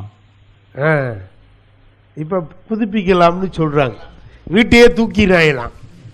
நடுவர்களை பயன்பாட்டில் பயன்படுத்தாமல் விட்டுவிட்டு அதை புதுப்பிப்பது என்பது அது முடியாது. எவ்வகை நியாயமான ஒரு அணுகுமுறையாக கணக்கு வாத்தியார்ல கணக்கு பண்ணி தானே கேட்பீங்க? எவ்வகை நியாயமான அணுகுமுறையாக இருக்க முடியும்? தமிழ் மொழியை நீங்கள் நம் சமூகம், இன்றைய சமூகம் பயன்படுத்துவதை தவிர்த்து விட்டது. அரசு பள்ளிகள் மட்டும்தான் தமிழ் மொழியை கற்றுக் கொடுக்கக்கூடிய ஒரு அடைக்கல இடங்களாக, தமிழ் மொழியை வாழ்வித்துக் கொண்டிருக்கக்கூடிய புகலிடங்களாக இருக்கிறது. மற்ற இடங்களில் எல்லாம் வழக்கொழிந்து போன மொழியாகவே நாம் அதை பார்க்கிறோம். நாம் முதலில் மொழியை பின்பற்ற வேண்டும். மொழியை நாம் பயன்படுத்தாமல் அது வேறு எங்கோ குழம்பி என்றார், கோந்தடை என்றார். பயன்பாட்டில் இல்லாமல் ஒரு வார்த்தை எப்படி நடைமுறைக்கு வரும்? பயன்படுத்துவதே இல்லை. யாருமே பயன்படுத்தாத ஒரு வார்த்தை புதிதாக சொல்வதை போலதான் இருக்கும். ஒருவரின் இதயத்தை தொட வேண்டும் என்றால் அவருடைய தாய்மொழியில் பேச வேண்டும். ஒருவருடைய எண்ணத்தை அறிய வேண்டும் என்றால் பொதுமொழியில் பேச வேண்டும். நெல்சன் மண்டேலா அவர்கள் கூறியது. நடுவர்களே, இதயத்தை தொடுவதற்கு யாருமே விரும்பவில்லை. எண்ணத்தை வண்ணமாக்கி காட்டுவதற்கு தான் இன்றைய பன்னாட்டு சந்தை உலகம் விரும்புகிறது. சந்தை உலகத்தின் வெளிப்பாடுதான் இன்றைய கல்வி முறை பள்ளிகளிலும் கல்லூரிகளிலும் புகுத்தப்பட்டு கொண்டிருக்கிறது. யாரும் உணர்வை நேசிப்பவர்களாக இருந்தால், உள்ளத்தை நேசிப்பவர்களாக இருந்தால், இலக்கியத்தை நேசிப்பவர்களாக இருந்தால் தாய்மொழியை விரும்புவார்கள். வணிகமயமான கல்வியால் அதிகம் சம்பாதிக்க வேண்டும் என்ற ஒரு நோக்கத்தோடு கல்வி கற்கப்படுகிறது, விற்கப்படுகிறது. அதனால் மொழி என்பது வழி தெரியாமல் சிதைந்து விட்டது, சிதைச்சிட்டாங்க. நடுவர்களே, இது நம் மொழிக்கு மட்டுமல்ல, உலகம் முழுவதும் இருக்கும் பன்னாட்டு மொழிகளும் பால்பட்டுத்தான் கிடக்கிறது. யுனெஸ்கோ பன்னாட்டு நிறுவனம் என்ன சொல்கிறது? மாணவர்கள் அவரவர் தாய்மொழியில் கற்க வேண்டும். அப்பொழுதுதான் அவருடைய நினைவாற்றல், சிந்திக்கும் திறன், வளர்ச்சிக்கான ஆய்வியல் நோக்கம், சமூக சிந்தனை எல்லாம் வளர்ச்சி பெறும் என்று ஆய்வறிக்கைகள் கூறுகிறது. தாய்க்கும் தாய்மொழிக்கும் தொடர்பு உண்டு. கருவறையில் தாயின் வயிற்றில் இருக்கும் பொழுதே குழந்தையானது வயிற்றுக்குள் இருந்தே தாய் பேசும் பேச்சை கேட்கிறது. தாய்மொழியில் படிக்கக்கூடிய ஒரு மாணவன் சுயமாக சிந்திப்பான், சமூக அக்கறை கொண்டவனாக இருப்பான், தாயையும் நேசிப்பான், தாய் நாட்டையும் நேசிப்பான், பிற பெண்களையும் தாய் போல கருதுவான். ஆனால் பிற மொழியில் படிப்பவன் பிற மொழி பெண்களைப் போலத்தான் மற்றவர்களையும் அணுகுவான் என்பது நடைமுறையில் நீங்கள் கண்கூடாக காணலாம். நடுவர்களே, தாய்மொழி என்பது கண் போன்றது, பிற மொழி என்பது கண்ணாடி போன்றது. இந்த உலகத்தை நாம் கண்ணால் பார்த்து ரசிப்பது என்பது வேறு, கண்ணாடி போட்டுக்கொண்டு பார்த்து ரசிப்பது என்பது வேறு. நீங்கள் எதை போட்டுக்கொண்டு ரசிக்க? கண்கள் பழுதுபட்டால் தான் நீங்கள் கண்ணாடி அணிவீர்கள். கண்களை பழுதுபடாமல் பார்ப்பதற்கு முதலில் முயற்சி செய்யுங்கள். நம் தாய்மொழியை நாம் நேசிக்க வேண்டும். நடுவர்களே, நம் அணியில் எங்கள் அணியைச் சேர்ந்த சீலாதேவி அவர்கள் சொன்னார்கள், கல்வெட்டு குறியீடுகளை பற்றி எல்லாம் சொன்னார்கள். ஏனால் அவர்கள் வசித்த ஊர் ஒரு பழமையான ஊர். அவர் வசிக்கும் இடமெல்லாம் வாழ்வியல் குறியீடுகளும் வரலாற்று சின்னங்களும் பொதிந்திருக்கிறது. நவீன கால கல்வி முறையால் பழைய முறைகளை, குறியீட்டு முறைகளை உங்களால் புதுப்பிக்க முடியுமா? முடியவே முடியாது. உலகம் முழுவதும் பதிப்பிக்கப்பட்ட பொதியப்பட்ட குறியீட்டு முறைகளுக்கு இன்னும் விளக்கம் தெரியாமலே இருக்கிறார்கள். ஆகவே நடுவர் அவர்களே, உலகம் முழுவதும் இன்னும் வாழ்ந்து கொண்டிருப்பது என்றால், ஒரு மொழி வாழ்கிறது என்றால் அந்த மொழி பயன்பாட்டில் இருந்தால் மட்டும்தான் வாழ முடியும். நம் மொழி உலகம் முழுவதும் இன்றும் கிட்டத்தட்ட 3500 ஆண்டுகளுக்கு மேலாக ஒரு வாழ்ந்து கொண்டும் இருக்கும் நகரமாக வரலாற்று அறிஞர்களால் சுட்டிக்காட்டப்படக்கூடிய நகரம் மதுரை. இந்த முறையை சார்ந்த பகுதிகளில்தான் வரலாற்று அடையாளங்களாக நம் மொழி இன்னும் காக்கப்பட்டு வந்திருக்கிறது. மதுரை மட்டுமல்ல, தென் தமிழ்நாடு முழுவதுமே, தமிழகம் முழுவதுமே வரலாற்று அடையாளங்கள் இருக்கக்கூடிய ஒரு விஷயமாக, மொழியை காக்கக்கூடிய ஒரு விஷயங்களாக இருக்கிறது. ஆனால் அந்த காலத்தில், சங்க காலத்தில் வாழ்ந்த, அதற்கு சங்கம் இடைப்பட்ட காலத்தில் வாழ்ந்த எழுதப்பட்ட நூல்களுக்கு இணையாக புதுப்பிக்கப்பட்ட சமீபத்திய கால இலக்கியங்கள் எதுவுமே இல்லை, காணா போச்சு, எதுவுமே இல்லை. பழையதுதான் வரலாறாக இருக்கிறது. புதிய வரலாறுகள் எழுதப்படவில்லை, களவாடப்பட்டு வேண்டால் இருக்கலாம். தாய்மொழி என்பது நம் நேசிக்கக்கூடிய அன்னையை நேசிப்பது போல, அன்னையோடு நாம் வாழ்ந்தால்தான் நாம் அன்னையை அழைக்க முடியும். அன்னையை வேறு எங்கோ விட்டுவிட்டால் நாம் எப்படி அன்னையை அழைக்க முடியும்? நடுவர்களே, உலகம் முழுவதும் எப்பொழுதும் மாணவர்களுக்கு கல்வி என்பது அவரவர் தாய்மொழியில் இருந்தால் மட்டுமே தான் அவர்களால் சுயமாக சிந்திக்க முடியும். புதிய கருத்துக்கள் அவர்களுக்கு ஆழ் மனதிலே தோன்றும். வண்ணமயமான எண்ணங்களும் உலகை ஆள வேண்டும் என்ற வைராக்கிய வெறியும் தாய்மொழி கற்பவனால் தான், தாய்மொழி மூலம் கற்பவனால் மட்டும்தான் அதை உருவாக்க முடியும். மற்ற மொழிகளில் கற்பவருக்கு அது ஒரு தேர்ச்சிக்கான, வணிகத்திற்கான, தொழிலுக்கான ஒரு பாஸ் போன்றது, ஒரு அடையாள சான்றாக மட்டுமே அது இருக்கும். சுய சிந்தனை, சுய சார்பு சிந்தனையை அது வளர்க்காது என்று கூறி, தாய்மொழி கல்வியே நாம் எப்பொழுதும் பின்பற்ற வேண்டும், இப்பொழுது மட்டுமல்ல எப்பொழுதும் பின்பற்ற வேண்டும் என்று கூறி வாய்ப்புக்கு நன்றி கூறி விடைபெறுகிறேன். நன்றி, வணக்கம். அருமை அருமை அருமை. அருமைக்குரிய பெரியோர்களே, கவிஞர் சரவணன் அவர்கள் ரொம்ப ஒரு அருமையான விஷயத்தை பதிவு பண்ணார். தாய்மொழி வழி கல்வி என்பது கண் போன்றது, மற்ற மொழிகள் எல்லாம் கண்ணாடி போன்றது. ஒரு புதிய பரிணாமத்திலே இந்த தலைப்பை அணுகி இருக்கிறார். கண்ணை கெடுத்துட்டு கண்ணாடி போடுறத போலதான் இருக்கிறது. அடிப்படை வேர் சொல்லி இங்கே தானங்க இருக்குது. வேர் சொல்லல புழக்கத்தில் இல்லாமல் இருக்கலாம். இப்ப கீதாமணி சொன்ன சொற்கள்ல கொஞ்சம் புழக்கம் இல்லாமல் இருக்கலாம், பயன்பாட்டில் இல்லாமல் இருக்கலாம். ஆனாலும் அது தமிழ் மொழி என்பதை நாங்கள் ஏற்றுக்கொள்ளுகிறோம். அது புதுப்பிக்கிறது அல்ல. புதுப்பிக்கிறதுனா எப்ப பயன்பாட்டில் இல்லாததாக எடுத்து சொல்றதல்ல புதுப்பிப்பது. புதுப்பிப்பது என்பது வேறு, இருப்பதை பின்பற்றுவது என்பது வேறு. இன்னைக்கு பின்பற்ற மறுக்கிறாங்க, அதுதான் அவருடைய குற்றச்சாட்டு. இன்னைக்கு பின்பற்ற மறுக்கிறாங்க, அந்த ஆங்கில கலப்புகள் நிறைய வந்து விட்டது அப்படின்னு பதிவு பண்ணியிருக்கிறாரு. இதை மறுக்கணும் அப்படின்னா கீதா ராணி தான் வரணும். வாங்க. இங்கு கூடியிருக்கும் சகோதர சகோதரிகளுக்கு எனது பணிவான வணக்கத்தை தெரிவித்துக் கொள்கின்றேன். தாய்மொழி வழி கல்வி புதுப்பிக்கப்பட வேண்டும் என்ற தலைப்பில் நான் பேச வந்திருக்கின்றேன். கவிஞர் பாரதிதாசனின் பாடல் வரிகளை பாருங்க. தமிழுக்கும் அமுதென்று பேர், அந்த தமிழ் இன்ப தமிழ் எங்கள் உயிருக்கு நேர், உயிருக்கு நேர். தமிழுக்கு நிலவென்று பேர், இன்ப தமிழ் எங்கள் சமூகத்தின் விளைவுக்கு நீர், விளைவுக்கு நீர். தமிழுக்கு மனமென்று பேர், இன்ப தமிழ் எங்கள் வாழ்வுக்கு நிருமித்த ஊர், நிருமித்த ஊர். தமிழுக்கு மதுவென்று பேர், இன்ப தமிழ் எங்கள் உரிமை செம்பயிருக்கு வேர், செம்பயிருக்கு வேர். மொழி மனித இனத்தினுடைய ஆதி அடையாளம் தான் நமது தாய்மொழியாம் தமிழ் மொழி. தமிழ் மீதும், தமிழ் மண்ணின் மீதும், தமிழ் நாட்டின் மீதும், தமிழ் பண்பாட்டின் மீதும் கொண்டுள்ள கொள்கையில் மாற முடியுமா? நம்மால மாறவே முடியாது நடுவரையா. தமிழருடைய மரபில் உணவோடு உணர்வையும் குலைத்து செய்த சமையல் விருந்தாகின்றது. மோப்ப குலையும் அனிச்சம் முகந்திருந்து நோக்க குலையும் விருந்து. உலக நாகரிகத்திற்கும் பண்பாட்டிற்கும் சிறந்த பங்களிப்பினை தமிழ் மொழி நம்மளுக்கு அளித்திருக்கிறது அல்லவா? இதை யாராலும் மறுக்க முடியுமா? தமிழ் மொழி புதுப்பிக்கப்பட வேண்டுமானால் அறிவியல் துறை கலை சொற்களை உடனுக்குடன் தமிழ் மொழியில் மொழிபெயர்த்து அந்த துறைகளை வளர்க்கலாமே. அப்போதுதானே நம்மளுடைய தமிழ் மொழி அறிவுக்கான கருவியாக மாற்ற முடியும்.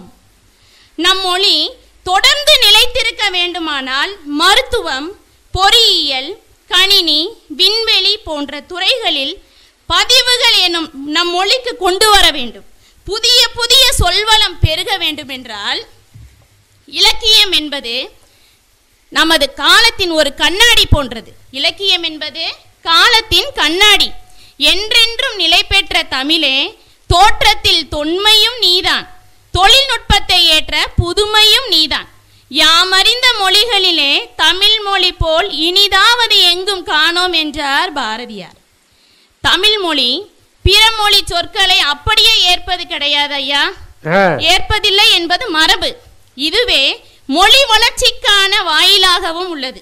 நமது எண்ணங்களையும் கருத்துக்களையும் எளிதாக எடுத்துரைக்க உதவுவது நமது தாய்மொழியாக தமிழ் மொழிதான்.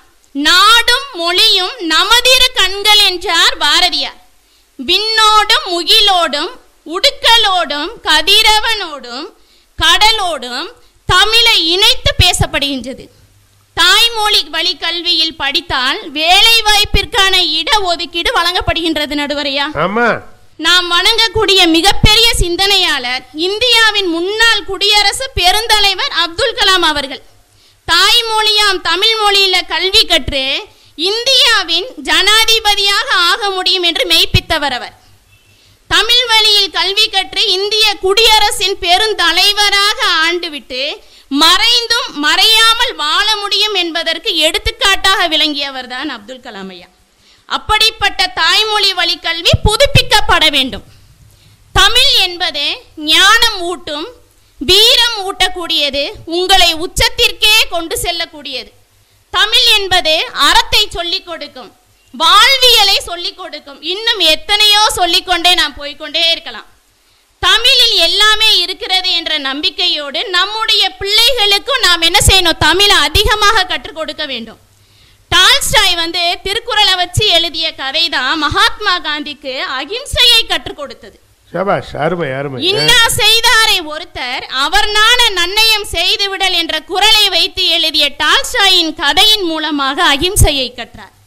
இப்படிப்பட்ட தாய்மொழியாம் தமிழ் மொழி மேலும் புதுப்பிக்கப்பட வேண்டும் என்று கூறுகின்றேன் நடுவரையா. புதிய பாரத எழுத்தறிவு திட்டம் எப்படி நாங்க புதுப்பிச்சிருக்கோன்றத பாருங்க. புதிய பாரத எழுத்தறிவு திட்டம் தமிழ்நாடு எழுத்தறிவு முனைவு ஆணையத்திற்கு கீழாக பள்ளி சாரா மற்றும் வயது வந்தோர் கல்வி இயக்கத்தின் வாயிலாக புதிய பாரத எழுத்தறிவு திட்டம் செயல்படுத்தப்படுகின்றது. முற்றிலும் எழுத படிக்க தெரியாதவர்களுக்கு அடிப்படையான எழுத்தறிவு மற்றும் எண்ணறிவு போன்ற கல்வியை வழங்குவதற்காகத்தான் இந்த திட்டமே செயல்படுகின்றது. இது போன்றே தாய்மொழி வழி கல்விகள் புதுப்பிக்கப்பட வேண்டும். மேலும் எண்ணும் எழுத்தும், சமச்சீர் கல்வி, ஆயிரம் ஆயிரம் அறிவியல் திருவிழா மற்றும் இல்லம் தேடி கல்வி என்று புதுப்பிக்கப்படுகின்றது. இதை மறுக்க முடியுமா நம்மால்? இல்லம் தேடி கல்வி நல்லதொரு கல்வி திட்டம், தமிழ்நாட்டு அரசு தந்த திட்டம், இனியதொரு கல்வி திட்டம் நம்ம இல்லம் தேடி கல்வி திட்டம். கற்றலில் வந்த இடைவெளியை ஈடு செய்து குழந்தைகளை மீட்க வந்த திட்டம் நம்ம இல்லம் தேடி கல்வி திட்டம். இப்ப நான் சொன்னேன் பாத்தீங்களா, அத்தனை திட்டத்திலையும் நானும் ஒரு தன்னார்வலராக இருக்கிறேன் என்பதில் பெருமிதம் கொள்கின்றேன். தாய்மொழி வழி கல்வி புதுப்பிக்கப்பட வேண்டும் என்று கூறி நான் விடைபெறுகின்றேன். நன்றி. திருமதி கீதா ராணி அவர்கள் இன்றைக்கு தமிழக அரசு அந்த தாய்மொழி வழி கல்வியிலே புதுப்பித்த அந்த பட்டியலை அற்புதமாக வழங்கினார். உண்மையிலே அதில் ஒரு புதுமைதான். ஒரு காலத்திலே புத்தகத்தை வைத்துக்கொண்டு வழி வழியாக சில சொற்களை மாத்திரம் எழுதி படித்து கொண்டிருக்கிற மாணவர்கள் மத்தியிலே எண்ணும் எழுத்தும் என்கிற ஒரு புதிய உத்தியை அந்த மரபு சார்ந்த விஷயத்திலிருந்து கொஞ்சம் பிசகாமல், ஆனால் அதே நேரத்திலே கற்றல் இடைவெளியை குறைக்கிற விதத்திலே அற்புதமான திட்டங்களை இன்றைக்கு தமிழக அரசு புதுப்பித்து செயல்படுத்தி கொண்டிருக்கக்கூடிய தன்மை. எதற்காக சொல்ல வருகிறோம் என்று சொன்னால், ஒரு மொழி அப்படியே இந்த கல்வியை புறக்கணிக்க வேண்டும் என்று சொல்பவர்களுக்காக இதை சொல்லுகிறோம். இது அப்படியே நீங்க புறக்கணிச்சிருங்க, புதுப்பிச்சிருங்கன்னு அவங்க சொல்லலை.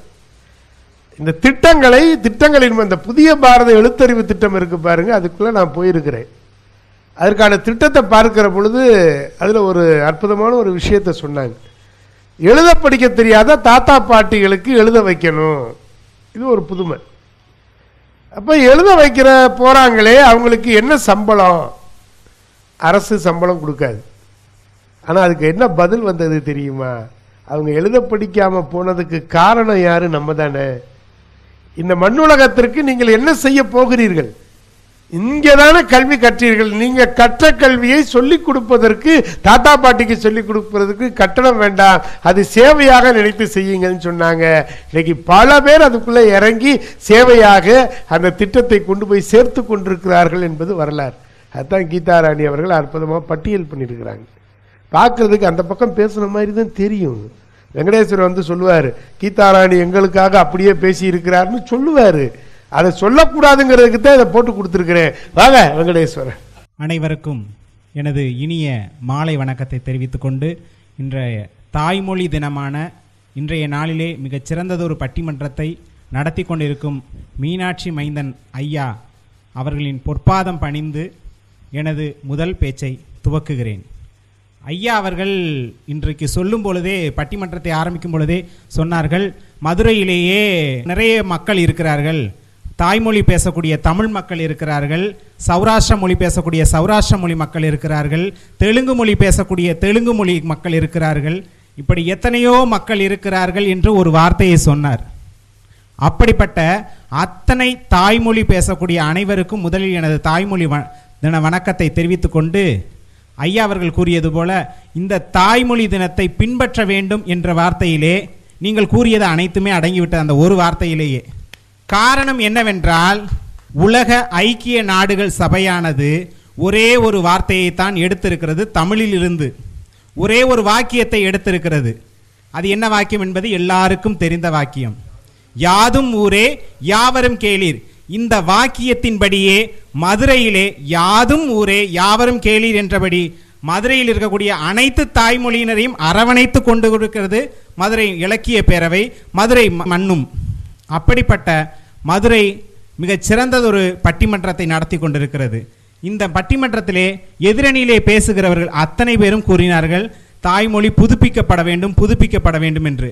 அக்கா முதலாவதாக வந்து பேசும்போது கீதாமணி அக்கா சொன்னாங்க, அக்கா வந்து அவங்க வீட்டுக்காரருக்கு முடியலை, மாமாவுக்கு முடியலை, அதுலேயும் சாற்றமுது செஞ்சு கொடுத்தேன் அப்படின்லாம் சொன்னாங்க. அக்கா நீங்கள் சாற்றமுது செஞ்சு கொடுத்தீங்க, சாற்றமுதை உங்கள் அம்மா செஞ்ச மாதிரியே நீங்கள் செஞ்சு கொடுத்துருந்தீங்கன்னா அது ஓகே, அதை பின்பற்றி தான் செய்ய வேண்டுமே தவிர்த்து நீங்கள் புதுமையாக செய்வதாக செய்து எதையும் செய்துவிட முடியாது. அதுதான் முக்கியம். எங்க வீட்டில் ஒரு புதுமை நடந்துச்சு. ஒரு நாள் ரசம் ஊத்துனது. என்ன ரசம்னு? நவரசம் அப்படின்னா. நவரசம்னா என்ன? தக்காளி ரசம் கேள்விப்பட்டிருக்கோம், மிளகு ரசம் கேள்விப்பட்டிருக்கோம், ஜீரக ரசம் கேள்விப்பட்டிருக்கோம். இது என்ன நவரசம்னு? 9 வீட்டில் கொஞ்சம் கொஞ்சமா ஓசி வாங்கிட்டு வந்திருக்கிறேன், அதான் நவரசம், சாப்பிடுங்கண்ணா. இது புதுப்பிச்சது, அப்படித்தானே? அது போலதான் தாய்மொழியை பின்பற்றி தான் இருக்க வேண்டுமே தவிர்த்து புதுப்பிக்க கூடாது. நீங்களா ஒண்ணு புதுமையா செய்யறேன்ற பேர்ல நவரசத்தை செஞ்சுக்கிட்டீங்கன்னா அது தப்பு தான். தாய்மொழியான ரசத்தை அப்படியே அம்மா செஞ்ச மாதிரியே நீங்க செஞ்சாதான் அது நல்லது. அதுதான் சொல்ல வர்றேன். அடுத்து அக்கா சொன்னாங்க ஒரு பாயிண்ட், அழகா நல்ல பாயிண்ட் கொடுத்தாங்க எனக்கு. அது என்னன்னா, உபநிஷதங்கள், அடுத்து வேதங்கள், அடுத்து இலக்கியங்கள், இது எல்லாமே அப்படி அப்படியே வளர்ந்துகிட்டு இருக்கு அப்படிங்கிறாங்க. ஆனா வளரல, ஒவ்வொன்றும் ஒன்ன பின்பற்றி பின்பற்றி வந்ததுதான் இலக்கியங்களும் புராணங்களுமே தவிர்த்து புதுசா ஒண்ணு புதுப்பிச்சு வரல. எல்லா உபனிஷத்துகளும் வேதங்களும் இலக்கியங்களும் புராணங்களும் ஒன்றே ஒன்றைத்தான் கூறுகிறது, ஒழுக்கத்தை மட்டும்தான். அந்த ஒழுக்கத்தை பின்பற்றித்தான் வந்திருக்கிறதை தவிர்த்து புதுமையாக தாய்மொழியிலே புதுப்பிச்சு ஒன்று சொல்லலை. நீங்க அதைத்தான் புரிஞ்சுக்கணுக்கா. அடுத்ததை சொன்னீங்க அகராதின்னு. அகராதி கிடையாது, அகர முதலி என்பதுதான் தமிழாக்கம். அதை சொல்லிக்கணும்னு ஆசைப்படுறேன். இதெல்லாம் சொல்லிட்டு அன்னை போத்தி என்னை பற்றி விட்டுட்டு அடுத்து போக முடியாது. போத்தி என்னை சொன்னாங்க, அழகா சொன்னாங்க, நான் வந்து என் பிள்ளைங்களை ஆங்கில வழி கல்வியில் படிக்க வச்சுட்டேன், அதனால என் வீட்டில் சண்டை நடக்குதுன்னு. ஆனால் அது உண்மைதான். ஏன்னா அவருடைய தாய்மொழியான தமிழை வச்சே அதை படிக்க வச்சுருந்தாருன்னா அவங்க பிள்ளைங்களும் சண்டை போட்டிருக்க மாட்டாங்க, நிம்மதியாக சந்தோஷமாக இருந்திருக்கலாம். இதனால் இதை சொல்லிட்டு அடுத்ததாக சொல்லும்போது கீதாமணி அக்கா சொன்னாங்க, நல்லா தெளிவாக சொன்னாங்க. என்னென்னமோ NILP, நான் புதிய பாரத எழுத்தறிவு திட்டம், இல்லம் தேடி கல்வி, அத்தனை திட்டங்களை நான் பயன்படுத்திக்கிட்டு இருக்கேன், எல்லாத்தையும் நான் தாய்மொழியில் புதுப்பிச்சு கொண்டு வந்துக்கிட்டு இருக்காங்க அப்படின்னாங்க. அதெல்லாம் கிடையாது. ஏற்கனவே இருந்த திட்டங்களை தான் புதுமையாக கொண்டு வரோன்ற பேரில் கொண்டு வந்திருக்காங்களே தவிர்த்து புதுசாக எந்த தாய்மொழி திட்டத்தையும் கொண்டு வரலை. ஏற்கனவே இருந்த திட்டம் தான். அறிவொளி இயக்கம் இருந்துச்சு, அந்த அறிவொளி இயக்கத்தை பின்பற்றி வந்தது தான் NILP. அக்கா மாறிட்டாங்க, அதுக்குள்ள அணி மாறிட்டாங்க, எங்க பக்கமே மாறி பேசிட்டாங்க. இடைப்பட்ட கொரோனா கால இடைவெளியை கொண்டு வந்தது தான் இல்லம் தேடி கல்வி. புதுசா ஒரு கல்வி முறையை கொண்டு வரல. அக்கா என்னக்கா எங்க பக்கம் பேசுறதை விட்டுட்டு அங்க போய் உட்காந்துட்டீங்களேக்கா. தாய்மொழி கல்வின்றது பின்பற்றப்படக்கூடியதுதான், புதுமை எதுவும் செய்ய வேண்டாம். நீங்க பின்பற்றுதலை மட்டும் செய்வீங்கன்னா போதும். தாய்மொழி கல்வியை புதுப்பிக்கிறேன்ற பேர்ல நீங்க என்ன செய்றீங்க, எதையாவது ஆங்கில சொல்ல கலந்து சொல்றீங்க. அதுலயும் அக்கா சொன்னாங்க பிற மொழி சொல் கலவாமை வேண்டும் என்று. ஆமா, தமிழ் எந்த மொழியை சேர்த்துக்கிறாது, தமிழ் தனக்கான தனித்தமிழை மட்டும்தான் கொண்டிருக்கும். நீங்க சொன்னீங்களா குழம்பி, அது தமிழ் சொல் தான். அந்த தமிழ் சொல்ல போய் நீங்க புதுசா கொண்டு வந்துட முடியுமா? நீங்க புதுசா எதையாவது வார்த்தையை கொண்டு வந்து சேர்த்துட முடியுமா? அதை ஏத்துக்கிறோமா? ஏத்துக்கிறாது. தமிழ் எப்படின்னா, தமிழ் தாமரை இலை போல, அந்த தாமரை இலைக்கு மேல தண்ணி ஒட்டவே ஒட்டாது. தாமரை இலை எப்படி தனித்து நிற்குதோ அது மாதிரி உலகம் உள்ளளவும் தாய்மொழியான தமிழ் என்றைக்கும் மக்களால் பின்பற்றப்படக்கூடியதே, பாராக புதுப்பிக்கக்கூடக்கூடியது கிடையாது என்று கூறி வாய்ப்பளித்தமைக்கு நன்றி கூறி விடைபெறுகிறேன். நன்றி, வணக்கம். மிகச்சிறப்பான இந்த நல்ல நாளிலே உலக தாய்மொழி தினத்தை வெகு சிறப்பாக நாம் கொண்டாடி கொண்டிருக்கின்றோம். தமிழ் மொழி நம்முடைய மொழி என்பதனாலே இந்த மொழியை குறித்து கொஞ்சம் அதிகம் சிந்தித்துக் கொண்டிருக்கின்றோம். மற்றபடி மற்ற மொழிகளுக்கெல்லாம் நாம் வேண்டாம் என்று சொல்பவர்கள் அல்ல. எந்த இடத்திலே என்ன செய்தி கிடைத்தாலும் அதை வாங்கி தமிழ் மொழியை படுத்தி வழங்க வேண்டும் என்பதிலே நாங்கள் உறுதியாக இருக்கிறோம். அந்த அடிப்படையிலே தான் தாய்மொழி வழி கல்வி. இன்றைக்கு ஒவ்வொரு கல்வி முறையை நாம் பின்பற்றுகிறோம். லார்டு மெக்காலே என்கிற ஒருவன் இந்தியாவினுடைய மூளை முடுக்கெல்லாம் சுற்றி திரிந்து விட்டு எழுதுகிறான், நான் இந்தியாவின் மூளை முடுக்கெல்லாம் சுற்றிவிட்டேன், அங்கே யாரும் பிச்சை எடுத்ததாக வரலாறு இல்லை. அந்த அளவிலே கல்வியிலும் ஆன்மீகத்திலும் உயர்ந்து நிற்கிறார்கள். ஒருவருக்கொருவர் உதவுகிற பண்பிலே உயர்ந்து நிற்கிறார்கள். அவர்கள் தங்களை தாழ்ந்தவர்கள் என்று நினைக்கின்ற ஒரு திட்டத்தை கொண்டு வந்தால்தான் அவர்களை நாம் அடிமைப்படுத்த முடியுமே தவிர அவர்கள் மொழியால் அவர்களை வீழ்த்துவது என்பது நடக்காத காரியம் என்று மெக்காலே எழுதுகிறான். என்ன செய்வது என்று சொன்ன பொழுது அவனுக்குள்ளே ஒரு பிரிவினையை உண்டாக்குவோம். பிரிவினையை உண்டாக்கி அவனை மொழி சிதைவு செய்து அந்த மொழியை சிதைப்பதன் மூலமாக அவருடைய வேரை அசைத்து பார்ப்போம் என்று சொன்னார்கள். அப்படி அசைச்சதுல தான் சில மொழி பிறழ்வுகள் வந்தது. அங்கங்க நம்ம ஆங்கிலம் கலப்பு நம்ம பேசுறதுக்கு காரணம் என்ன அப்படின்னா அவன் பண்ணி வச்ச வேலை. இல்லைன்னா நமக்கு அந்த அளவுக்கு சிந்தனை போயிருக்காது. அந்த அளவிற்கு மொழி வளத்துல இருந்திருக்கிற சீனர்கள் இங்க வணிகத்துக்கு வந்திருக்கிறான். கீழடி நாகரிகம் அற்புதமாக சொல்லித் தருகிறது. மதுரை எம்பதியிலே பல்வேறு வணிகர்கள், ரோமாபுரி வணிகர்கள் வந்திருக்கிறார்கள். என்ன மொழி பேசியிருப்பாங்க யோசிச்சு பாருங்க. ரோமாபுரி வணிகர்கள் வந்து இங்கே பொருளை விற்பனை செய்திருக்கிறார்கள், பண்டங்களை மாற்றி இருக்கிறார்கள். அப்படியானால் இங்கே வடநாட்டில் இருக்கிறவர்கள் வராமல் இருந்திருப்பார்களா? கிரேக்கர்களும் ரோமானியர்களும் இப்படி வரலாற்றுகளை பக்கங்களை திருப்பி பார்க்கிற பொழுது இங்கே வந்து வியாபாரத்தை பெருக்கிக் கொண்ட பெருமக்கள் இருக்கிறார்கள். நம்முடைய மிளகு, அந்த மிளகுக்குத்தான் அவ்வளவு ஒரு சிறப்பு. மஸ்லின் என்று சொல்லப்படுகிற காட்டன் துணிகளுக்கு அவ்வளவு மதிப்பு. எனவே எல்லாம் இங்கிருந்து கிடைத்தது. அந்த மிளகு இருக்குது பாருங்க, அடே அப்பா. அவன் ஆரம்பத்தில் அவன் வந்து காஃபி எல்லாம் குடிக்கல, டீ எல்லாம் அவன் வந்து பால் கலக்கிலாம் குடிக்கல. அவனுக்கு கெடுத்தது நம்ம ஆளுகதான். அவன் வந்து அப்படியே கொழுந்து நீர் தான் குடிச்சான். அது குடிக்கிற பொழுது ஒரு புத்துணர்ச்சி வருகிறதுன்னு நினைச்சான். நம்மால் பார்த்தா மில்க் ஆட் பண்றான். மில்க் அவனுக்கு பிடிக்காது. அவனை பொறுத்த வரைக்கும் பிளாக் டீ தான் பிடிக்கும் அவனுக்கு. அதை நம்ம இன்னைக்கு நம்ம கையில் எடுத்திருக்கிறோம். செம்பருத்தி டீ இருக்குதா, புதினா டீ இருக்குதா, அப்படிலாம் இன்னைக்கு கேட்குற இடத்துக்கு நம்ம வந்துட்டோம். அப்போ அவர்கள் நம்முடைய கலாச்சாரத்தை பின்பற்றுவதற்கு தயாராக இருக்கிறார்கள். இங்கே வந்தாச்சுன்னா வெளிநாட்டிலிருந்து வரக்கூடிய பெண்கள் இந்த மரபுப்படி சேலை உடுத்துகிற காட்சியை பார்க்கிறோம், வேஷ்டி உடுத்தி கொண்டு வருகிற காட்சியை பார்க்கிறோம். நல்லா இருக்கு அப்படின்னு சொல்றாங்க. பேசும்போது எங்களுக்கு ரொம்ப பிடிச்சிருக்கு. கோயிலுக்குள்ள வர்றாங்க, அந்த மாலையை கழுத்தில் போட்டுட்டு நடக்கிறாங்க. நம்மோடு பண்பாடோடு பாரம்பரியத்தோடு கலாச்சாரத்தோடு இணைந்து போகக்கூடிய ஒரு வாழ்க்கை முறையை வாழ்கிறார்கள். எங்கேயோ இருந்து வந்தவன் தான் மதுரை மீனாட்சி குங்குமத்தை எடுத்து கொண்டு போய் வைத்து 20 ஆண்டுகள் ஆராய்ச்சி செய்திருக்கிறான். ஆராய்ச்சி செய்துவிட்டு எழுதுகிறான், நான் என்றைக்கு இந்த குங்குமத்தை எடுத்து வந்தேனோ அன்றிலிருந்து இத்தனை ஆண்டுகள் அதனுடைய பண்பிலும் தன்மையிலும் எந்த குறைவும் இல்லாமல் அப்படியே இருக்கிறது என்று எழுதுகிறான். இதுதான் நம்முடைய பண்பாடு. அப்படி நமக்கென்று ஒரு சில பொருட்கள் இன்றைக்கும் இருக்கிறது, அதை நம்ம பின்பற்றணும்னு இவங்க சொல்றாங்க. உணவை மாத்திட்டோம், சிறுதானியங்களை இப்ப சாப்பிடணும் மருத்துவர்கள் அறிவுறுத்துறாங்க. எப்ப பார்த்தாலும் அரிசி கோதுமைன்னு சாப்பிடாதீங்க, சிறுதானியங்களை சாப்பிடுங்கன்னு சொல்றாங்க. சிறுதானியத்துக்காக இன்னைக்கு ரொம்ப குரல் கொடுக்கிறோம். நம்ம உணவுல அப்படி பார்க்கிறோம். உடையில பாரம்பரிய பட்டு, பட்டுனா 2 விதமான பட்டு இருக்குது. அகிம்சை பட்டுன்னு ஒன்று இருக்குது, இம்ச பட்டுன்னு ஒன்று இருக்குது. பட்டுல 2 இருக்கு, நமக்கு கடைக்கு போனா தெரியாது. அதெல்லாம் தமிழ்நாடு காதி வஸ்திராலயத்தில் இருக்கக்கூடிய பட்டுகள் எல்லாம் அகிம்சை பட்டு, மற்ற கடைகளில் இருக்கிற பட்டெல்லாம் இம்சை பட்டு. அதை கடன்பட்டு நம்ம வாங்குறோம், அது வேற. கடன்பட்டு, துன்பப்பட்டு, துயரப்பட்டு ஒரு பட்டை வாங்குறோம். இது என்ன இம்சைப்பட்டு அகிம்சைப்பட்டு?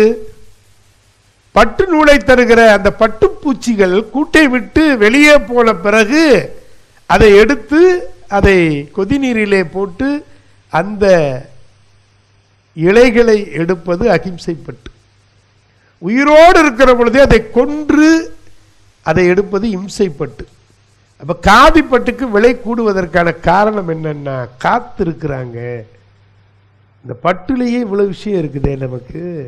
உடை கலாச்சாரத்துல பருத்தி துணி, கதர் ஏன் கதறுது இன்னைக்கு நம்ம கிட்ட?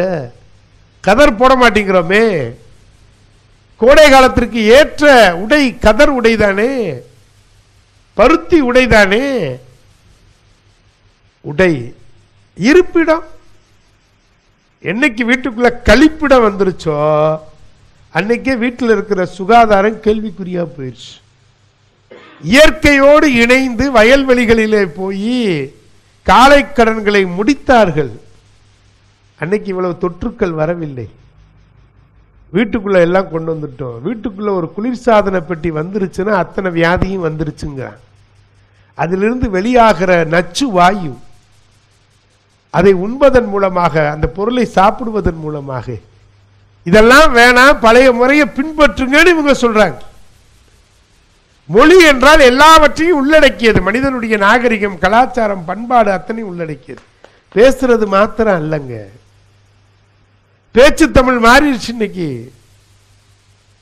மைய பேருந்து நிலையம் தெரிய மாட்டேது யாருக்கும். மைய பேருந்து நிலையமா அப்படின்னா? தொடர்வண்டி, வான் ஊர்தி, இப்படிலாம் சொல்லிக்கிட்டு இருக்கோம் நம்ம. அதெல்லாம் இன்னைக்கு தெரிய மாட்டேது பிள்ளைகளுக்கு. நீச்சல் குளமே, ஆலயத்தில் இருக்கிற குளத்திற்கும் நீச்சல் குளத்திற்கும் வித்தியாசம் தெரியல. நம்ம பார்க்கிறோம் இன்றைக்கு. இதெல்லாம் பின்பற்ற வேண்டும். இன்னும் சொல்லிக் கொடுங்க, அதிகமாக சொல்லிக் கொடுங்க, அதிகமாக சொல்லிக் கொடுங்க. தமிழில் பேச வைங்க. தமிழை பேச பேச பேச பேச பேச வாழ்நாள் கூடுகிறதா. சித்தர்களுடைய இலக்கியங்கள் சொல்லுகிறது. சித்தர்களுடைய குறியீட்டு இலக்கியங்களை படிக்க படிக்க படிக்க படிக்க நமக்கு வாழ்நாள் கூடுகிறது. அதனாலதான் 8 திங்களிலே கப்பல்ல வந்த ஜியு போப் தமிழை கற்கிறார். அவர் வந்தது என்ன வேலை? மத பிரச்சாரம் பண்ணணும். ஆனா வந்தவர் தமிழை படிக்கிறார். தமிழை படிச்சுட்டு ஆகா இந்த தமிழ்ல இவ்வளவு இனிமை இருக்கிறதுன்னு சொல்லி திருக்குறளை லத்தீன் மொழியில மொழிபெயர்த்து கொடுத்தார். திருவாசகத்திற்கு உரை எழுதி கொடுத்தார். அது மேலை நாடுகளில் போன பொழுதுதான் திருவாசகத்தை அப்படியே திரும்புறான். இங்க இருக்கிற தமிழ் மொழி சிதையாமல் கொண்டு போய் கொடுக்கிறாரு. ஒரு ஜியு போப் தன்னுடைய கல்லறையிலே இங்கே உறங்குவது ஒரு தமிழ் மாணவன் என்று எழுத சொன்னார் என்று வரலாறு சொல்லுகிறது. நான் இன்னும் படிச்சுக்கிட்டு இருக்குதாண்டா இருக்கேங்கிறான். அப்படி தமிழ் என்பது கற்க கற்க கற்க கற்க புதுமையை எப்பொழுதும் தந்து கொண்டிருக்கக்கூடிய ஒரு அற்புதமான மொழி. அதை பேசணும், அதை பின்பற்றணும் அப்படின்னு சொல்லியிருக்கிறாங்க. இவங்க என்ன சொல்லியிருக்கிறாங்க? புதுப்பிங்க. சும்மா உட்கார்ந்துக்கிட்டு பழைய பஞ்சாங்கம் பாடாதீங்க. நான் ஆரம்பத்தில் சொன்னதை போல வெளிநாட்டுக்காரன் பார்க்கணும் நம்முடைய கதைகளையும் கவிதைகளையும் நம்முடைய சிறப்புகளையும். ஒரு ஜியு போப்பு தானே இருந்தாருன்னு சொல்றீங்க. எத்தனை பேர் அதை மொழிமாற்றம் செய்திருக்கிறோம். மேலை நாட்டு இலக்கியங்களை இங்கே கொண்டு வந்து நம்ம கொடுக்கிறோமே, நம்முடைய இலக்கியங்கள் மேலை நாட்டிலே புழக்கத்தில் இருக்கிறதா? ஒரு கேள்வி கேட்கிறாங்க. நியாயமான கேள்வி தானே. அதுக்கு தான் புதுப்பிங்க. மொழிபெயர்ப்பு நூல்களை அதிகப்படுத்துங்க. உள்நாட்டு மொழிகளை மொழிபெயர்க்கிறோமே, வெளிநாட்டில் இருக்கக்கூடிய கதைகளை மொழிபெயர்க்கிறோமா?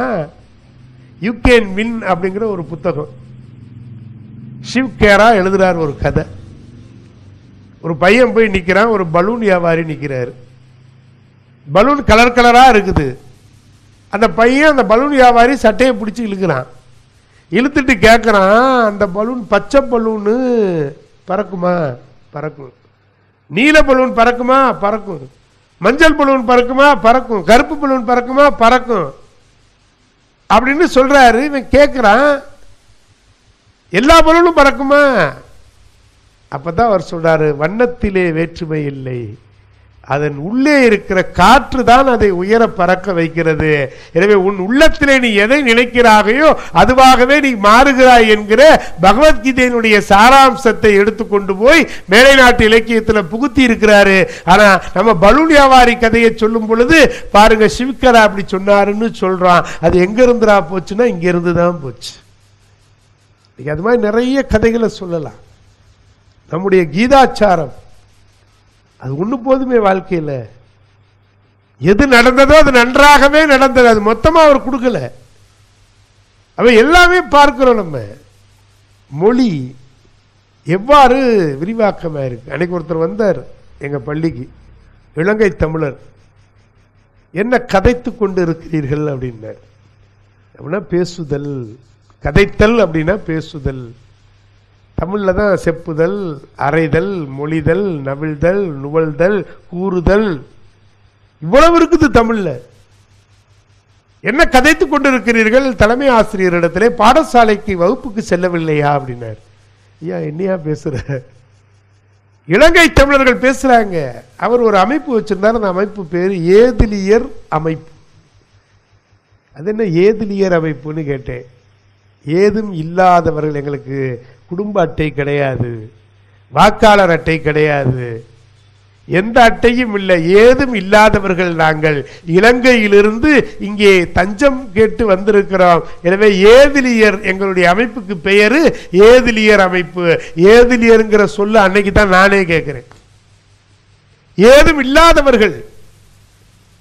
அப்ப அனாத அப்படின்னு சொல்லக்கூடாது. ஏதிலியர், ஏதும் இல்லாதவர்கள். இப்படி சில சொற்கள் எல்லாம் இலங்கை தமிழர்களிடத்திலே வழக்கத்திலே உண்டு. அந்த மொழியை நம்ம உள்வாங்கி இருக்கிறோமா? இலங்கை தமிழர் பேசுகிற மொழியை நம்ம கேட்டிருக்கிறோமா? இப்பத்தான் அந்த இலங்கை வானொலிகளில் பிரபலமான ஒரு மெட்டு, அந்த மெட்டை கொண்டு வந்து ஆதித்யா சேனலுக்கு கொடுத்துருக்குறாங்க. கேட்குறப்ப எனக்கு ரொம்ப மகிழ்ச்சியாக இருந்துச்சு. சுராங்கனி சுராங்கனி சுராங்கனிக்க மாளுக்கு என்னமான்னு ஒரு பாடல் நம்மெல்லாம் கேட்டிருப்போம். இலங்கை வானொலியில் அதிகமாக ஒளிபரப்பப்பட்ட ஒரு பாடல். அந்த மெட்டு, அந்த இலங்கை அந்த பாப் இசை என்று சொல்வார்கள், அதை அழகு தமிழிலே இப்பொழுது ஆதித்யா தொலைக்காட்சியில் ஆதித்யா பாருங்க என்று சொல்லக்கூடிய அதில் கொண்டு வந்திருக்கிறாங்க. அப்படிங்கும்போது மகிழ்ச்சியாக இருக்குது. நம்ம பக்கத்தில் இருக்கக்கூடியது. அப்ப இவங்க அதைத்தான் சொல்றாங்க, பின்பற்றுங்க. கீதாராணி சொன்ன பொழுது அதுக்கு கூட அவர் அறிவொளி இயக்கத்தை காமிச்சாரு. அறிவொளி இயக்கத்தினுடைய நோக்கம் என்பது வேறு, இப்பொழுது இருக்கக்கூடிய புதிய பாரத் எழுத்தறிவு இயக்கத்தினுடைய நோக்கம் என்பது வேறு. அறிவொளியை பொறுத்த வரைக்கும் எல்லாரும் அறிவொளி இயக்கத்தில் சேரணும், எல்லாரும் படிக்கணும். நாங்க இப்ப அவங்க என்ன பண்ணிருக்கிறாங்க அப்படின்னா, எதுவுமே தெரியாம இருக்கிறாங்க. வாக்குச்சாவடிக்கு வந்து கையெழுத்து மாத்திரம் தான் அவங்களுக்கு போட தெரியும்.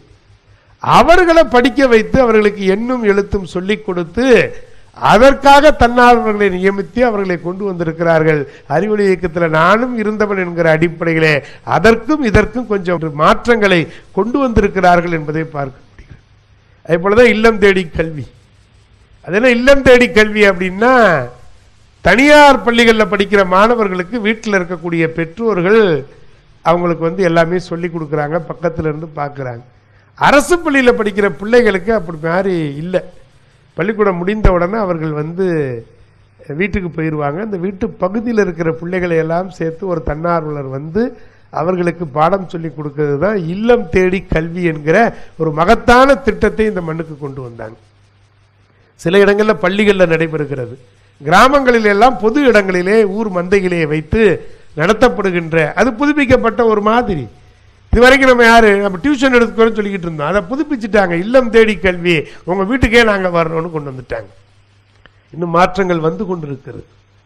அப்போ ஒரு விஷயம் நல்லா புரியுது, மொழியை ரெண்டு பேருமே வெறுக்கலை, நீங்களும் வெறுக்கலை, பார்க்குற நீங்களும். மொழி வேணும், அவங்க பின்பற்றணும் சொல்றாங்க, நீங்க புதுப்பிக்கணும்னு சொல்றீங்க. நான் தொடங்கும் போதே சொல்லிட்டேன், இணைய மாநாடு நடக்கிறது. தகவல் தொழில்நுட்பத்தில் இன்னைக்கு ரொம்ப உயரத்தில் போய்கிட்டு இருக்கிறோம்.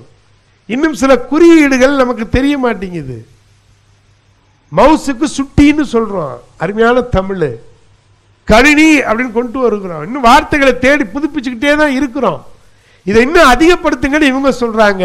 இல்ல இல்ல நீங்க அதிகெல்லாம் படுத்த வேணாம், இருக்கிறத பின்பற்றுங்கன்னு இவங்க சொல்றாங்க. இந்த இடத்துல தான் ஒரு நெருடல் வந்துகிட்டே இருக்குது.